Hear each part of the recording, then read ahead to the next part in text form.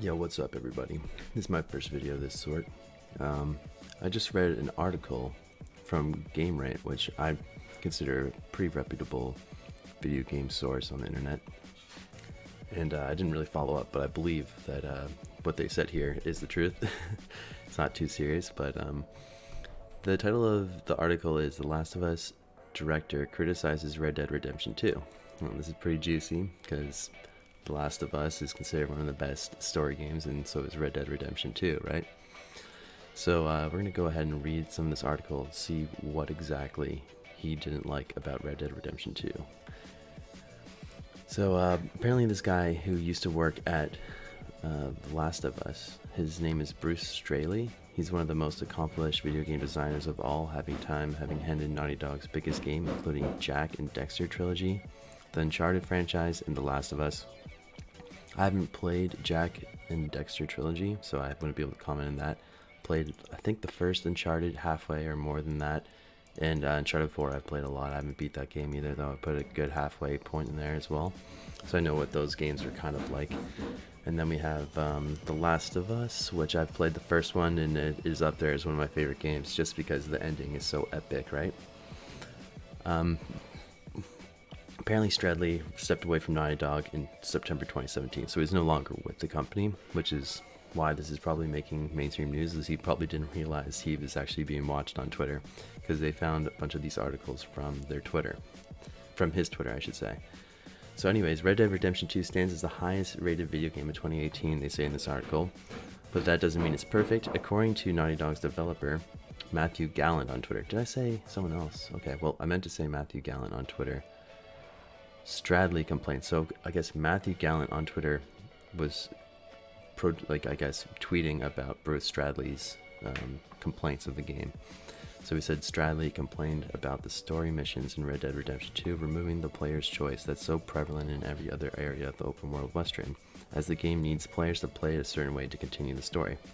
So this doesn't make much sense, because if you've ever played Naughty Dog's The Last of Us, I guess what he's saying is The Last of Us is more of a linear story game where it's not supposed to be open world, but it's still a pretty big world, and it is definitely linear, so it's kind of strange for him to kind of poke holes at them when I don't even think they've done, like, none of these games are really like Uncharted, The Last of Us, and I don't know about Daxter, but I feel like they're all linear story games. So to make a open world game where it's completely open-ended is very, very, very difficult.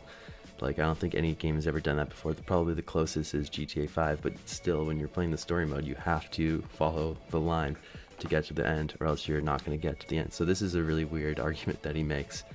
But he says, the game needs to be played a certain way. But I'd argue that removing player's choice in order to achieve epic stories undermines the power of interactivity completely. So it winds up not being epic, because I end up frustrated that the game just doesn't trust me. I'm just ticking boxes to start cutscenes, Straley elaborated in a follow-up tweet. See, I feel like a lot of companies now are trying to go for that big open world game where it's open-ended, and it just doesn't feel good. Like, I mean, I've lost interest in Destiny just because from Destiny 1 to 2, it's just so ambiguous. There's nothing that's really being told. There's no story. There's no, like, character building. There's not, like, none of that, really. Like, Destiny 2, they tried to go in that direction, but then people are poking holes of all the things from Destiny 1 to Destiny 2 that make no sense. Or, like, you look at Fallout 76, people probably thought that was going to be a hit, and that game is a complete flop. They probably tried to leave it open-ended so you can do whatever you want, have whatever much fun you want, play with your friends, do all that. But you need to have a solid foundation. Like, I like the linear aspect to Red Dead Redemption 2. Just basically, like, I love the story. I'm currently playing it right now. I'm on the epilogue. I finished chapter 6 last night, and chapter 6 was a hell of a chapter. But just doesn't make much sense for him to be saying those kind of things, because they haven't really attempted anything like that. And then once he realized that the tweets had gained some attention, he decided that he would try and push back and, take a few steps back and say, what's this, people actually listen to anything I have to say on Twitter, question mark, exclamation mark. Hey, Rockstar Games, I love your work. If you're looking for a consultant on your next open world game you're writing a story for, I'm available. Just 0.1% on the back end, I'm yours. So he's trying to say like he still loves their games. He's just saying